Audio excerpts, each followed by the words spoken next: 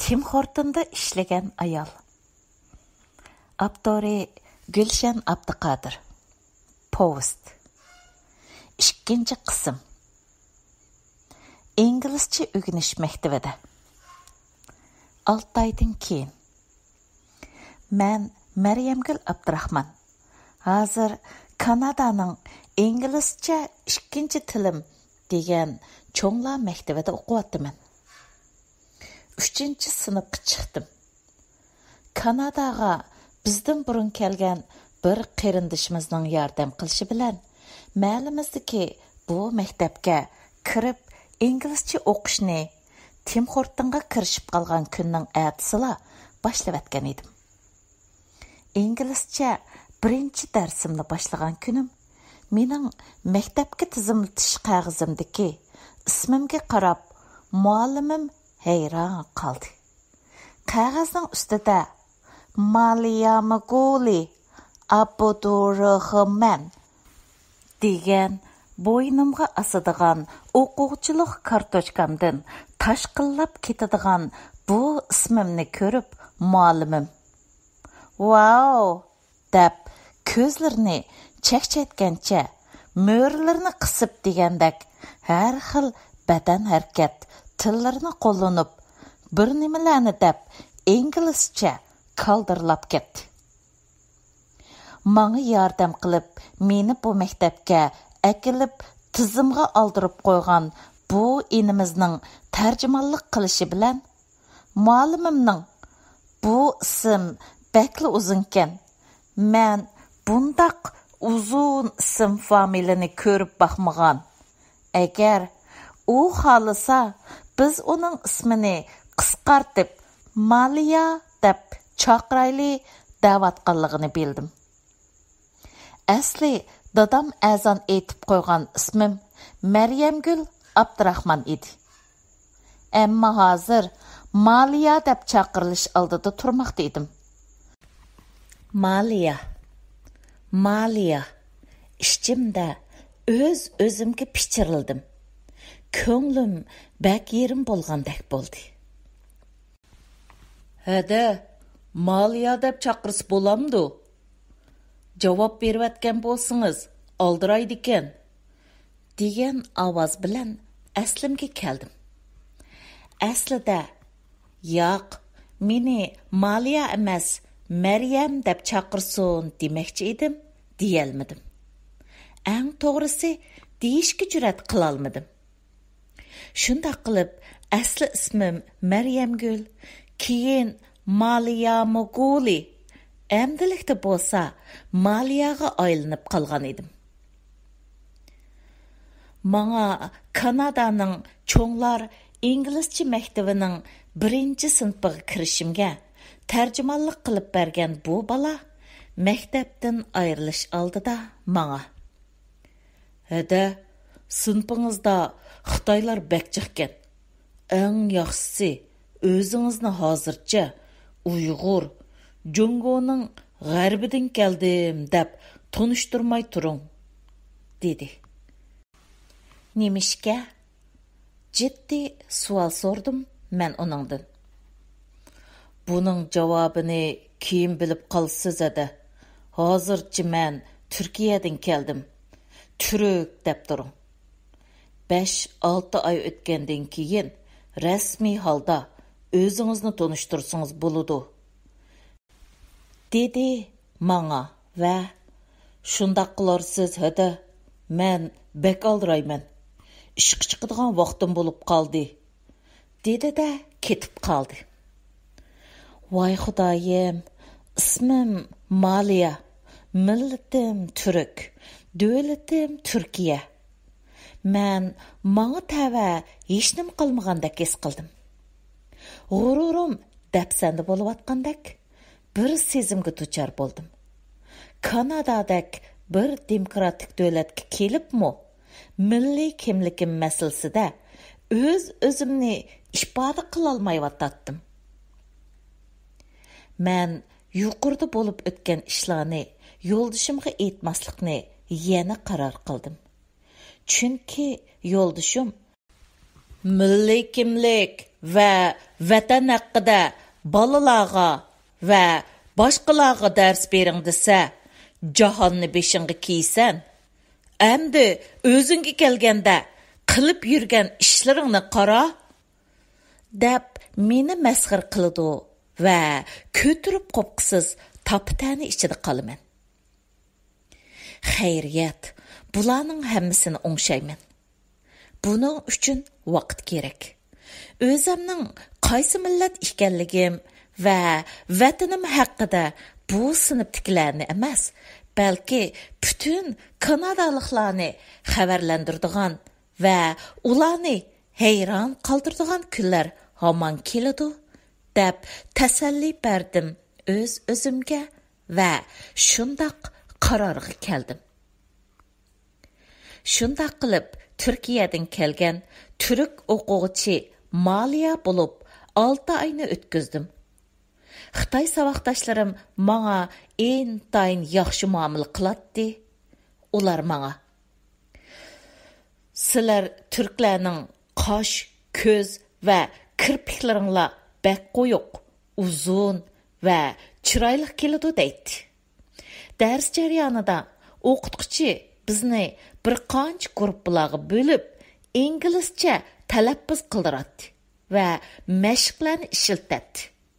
Bundaq chaqlarda Xitoy savoqdoshlarim: "Maliya, sen bizning guruhga kel" deb talashadi. Tunugun 3-sinfda o'rgangan inglizchamizni amaliy ishlatish yuzidan sinfda o'zini va davlatini tonishtirish leksiyasi o'tkazildi. Aslida buni bir hafta burun muallim topshiriq qilib bergan edi. Men beshimga chiman do'ppa, uchamga o't qashdek qizil atlas ko'ylak kiyib sahnaga chiqdim. Kompyuterimdagi dunyo xaritasini tamga tushirib turib, Jongo degan joyni va uningdagi hamma o'lkalardan alayda cho'ngligi bilan farqlanib turadigan g'arbiy qismini topdim. Mening ismim Maliya Muguli va yoki Maliya emas, Maryamgul. Men so'zlagach ismimni doskaga yozdim. "Okay. Undaqda nemishki isming kimligingda Maliya Muguli, familiyang Abdurrahman bo'lib qolgan, bizga inglizcha tushundir" dedi muallim meni yetaklab. Chunki Jongo hukumatining o'zlari tarqatgan ma'lumotlarga asoslanganda, Jongoning bu yerdagi g'arbiy qismida 9 million Uyg'ur musulmon yashaydi. Shunga biz Uyg'urlarning ismimizmi Xitoycha talaffuz qilinishi kerak. Shu vajidan ismim va familiyam shundoq bo'lib qolgan, dedim men xarita orqali o'zimni tunishtirib. Muallim: "Okay, tushundim. Men sizlarni bilaman" degancha kompyuterdan bir narsalarni izlashga kirishib ketdi. Sinf ichidami g'ulg'uli boshlanib ketgan edi. Xitoy savoqdoshlarim bo'lsa, xitoychilab "Tashi Xinjiang Weizu" deyishmoqda edi. Men shu kuni yana Uyg'urlarning kiyim-kechak madaniyati bo'yicha do'ppi madaniyatini ko'rsatdim. Uyg'urlarning do'ppi turlari 100 xildan oshadi. Har qaysi rayon va shaharlarning o'zgacha do'ppi turlari bor. Sen bir odamning beshidagi do'ppisiga qarab, "Ha, mavu asharlikkan, masharlikkan" deyalaysan, dedim men yana. Mening oddiy 3-sinf inglizcha saviyam bilan so'zlagan bu leksiyamdan muallim intayin ta'sirlandi va menga: "Maryamgul, sen bizga Jongodan kelgan, ammo Xitoy bo'lmagan bir millatning hikoyasini so'zlab berding. Men Google'dan tekshirsam, sizlar Kanadadagi nupuzi eng az millatlarning biri ekansizlar. Ammo o'zgacha va chiroyli bir madaniyatinglar bilan Jungoga qaytarilganligi haqida xabarlar kengri tarqalgan edi. Shu kundan e'tiboran Xitoy saboqdoshlarimning menga bo'lgan muomalasi tubdan o'zgarib ketdi. Men hayron qoldim va mening bu maktabga kelib tizimiltishga yordamda bo'lgan inimizning nima uchun undaq deganligining ma'nisiga yetgandek bo'ldim. Tim Horton Kanadaning dangliq qahva markasi. Xuddi Starbucks Amerikaning dangliq markasi bo'lganidek, Kanadadami Starbucks bor. Ammo u qimmatligi bilan baylarning qahvasi. Tim Horton bo'lsa, o'tirhol turmush saviyasidagi kishilarning qahvasi. Men hozir har kuni bir qatim Tim Hortonning qahvasini ichib turaman. Bir qo'limda Tim Horton degan xat yozilgan qog'oz karton stakanga qachilangan qahva. Bir qo'limda gazet, bo'ynimda sumkam. Torontoning qaynamiga sho'ng'ib ketdim. Hey, Xudoyim buyursa, 5-sinfni bitirib olsam, Tim Hortonga iltimos qilaman deb o'ylaydim men maktabga ketayotgach. Milliy kimligim haqida sinfda so'zlagan leksiyamdan keyin ko'p yeniklab qoldim. Hozir kechalari kulimsirab uxlayapman. Oildimi intayin rohat, xushxuy bo'lib qoldim. Tamoq yeyotgach, men qilgan chaqchaqlardan 2 balam uchaylari uzilib qolg'idak, teliqib kulib, yerlarda o'ltirib qoldi. Her halda bu ötkelden yo'ldashimga uqtirmay aman esen o'tib oldim. Ammo bu deganlik hamma nima tugidi deganlik emas. Men yana Kanada hukumatiga iltimos sunib, o'zimning va oilamizdagilarning ism familiyasini to'liq o'zgartishim kerak. Qaraganda Kanadada qiladigan ishlar bak jiqdak turadi. Xap, 5-sinfni bitirib olsam, ismlarimni to'liq o'zgartib, bu yukdan to'liq qutulib ketaman deb yana o'ylaydim men. Ba'zi kunlari ko'zimni yumsam, men tug'ilib o'sgan ashu xilvat shahardagi do'st birodar, qo'lim qo'shna xizmatdoshlarim menga qarab, "Hey, Malyamguli Abdurahman" deb meni mazoq qilib kulayotgandek bir ko'rinish ko'z oldimga keladi. Ular meni, "Bizga amal yo'q.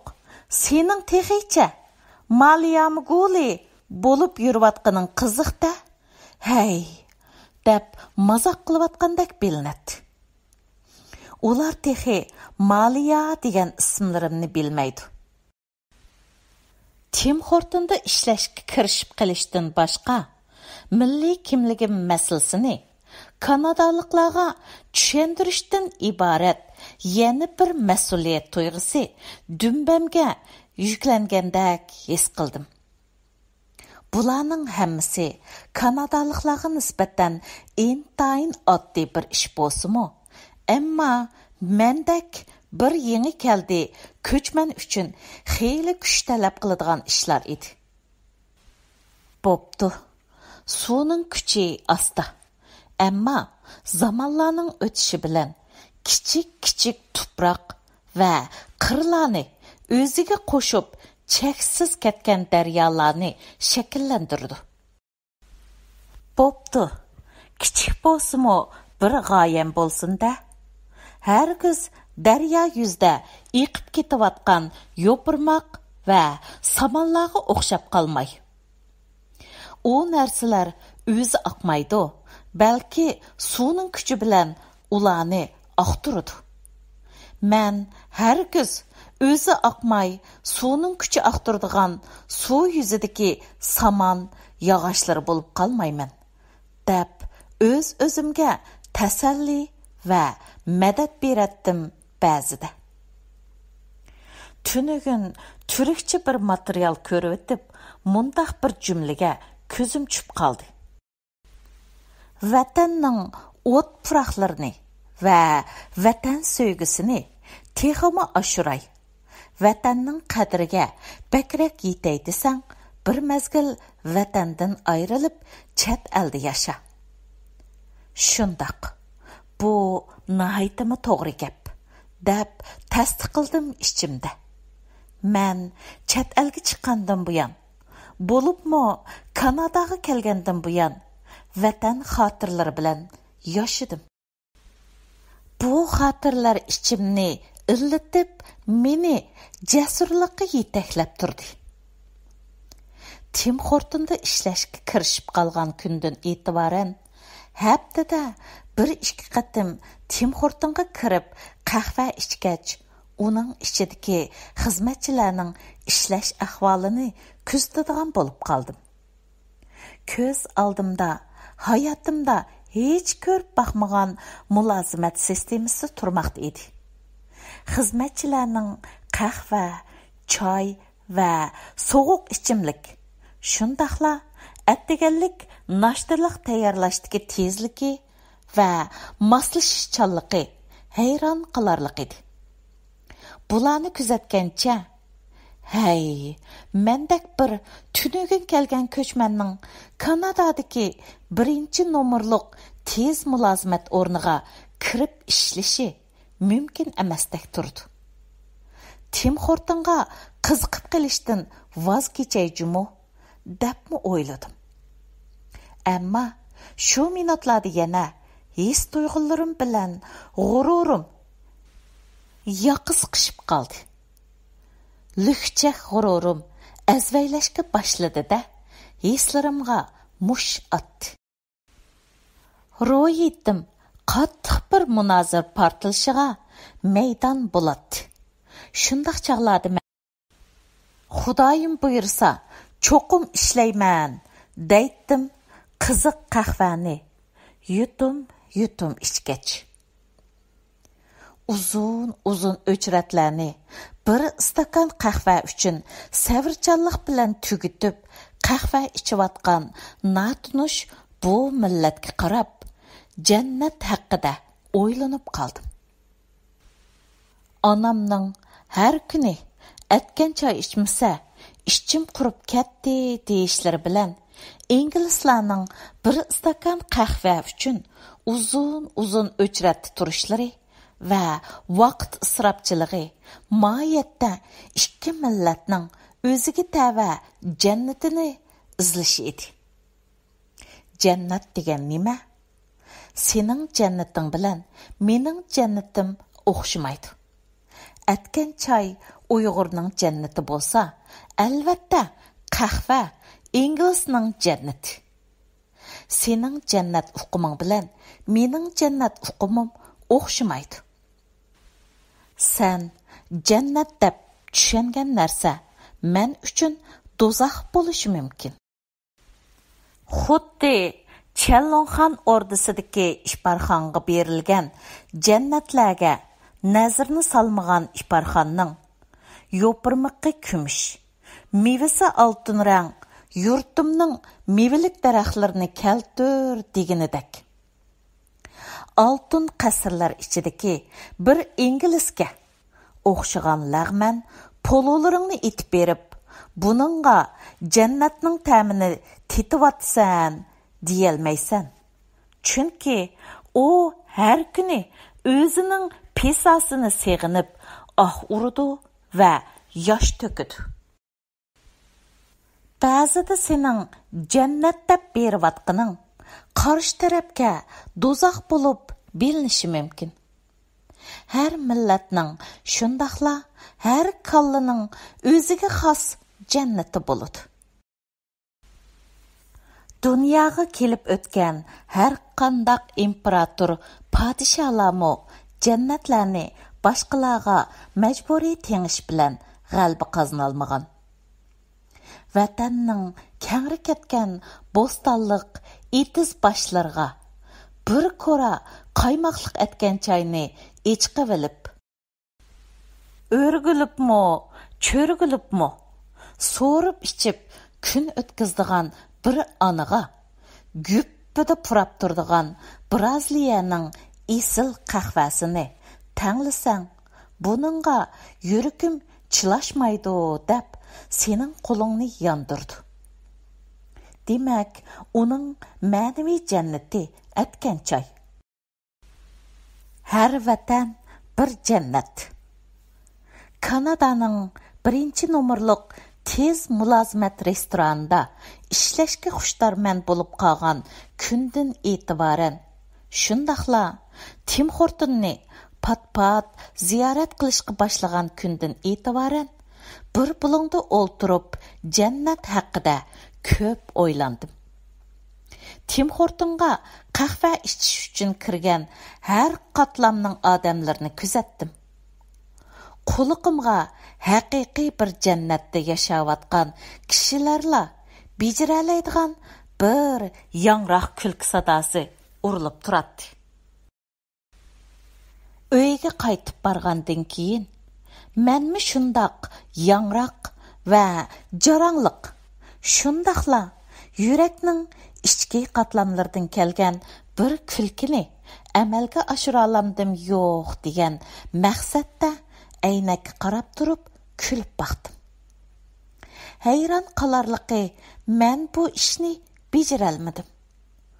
Og'zim kulish uchun echilishi bilan tang ko'zlarimdan yoshlar to'kilib ketyotdi. Shundan e'tiboran ko'chalarda erkin ozoda paranglashib, kulki chaqchaqlar bilan g'am qayg'usiz ketayotgan odamlar to'piga qiziqish bilan qaraydigan bo'lib qoldim.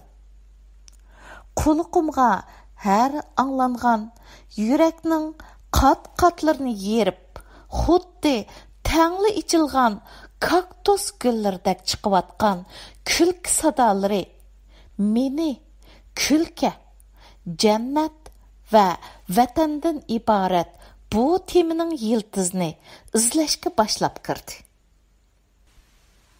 Ko'chalardagi e'lon taxtalarga chaplab qo'yilgan rasmlardagi g'uborsiz kulki sohiblariga uzoq tikilib qarab turib ketatdim. Xap, inglizchamni cho'qim yaxshilab, Tim Hortonga kirib ishlashni amalga oshirgandan keyin men kulki haqida tadqiqot elib boraman. Men buni kanadaliklar nima uchun shuncha jasur, shuncha tabiiy, shuncha yurakdan kulalaydi? Ammo men nima uchun undaq kulalmayman degan savoldan boshlayman deb o'ylaydim men. Har kulka bir vatanga mujassam. 2 qism tugadi.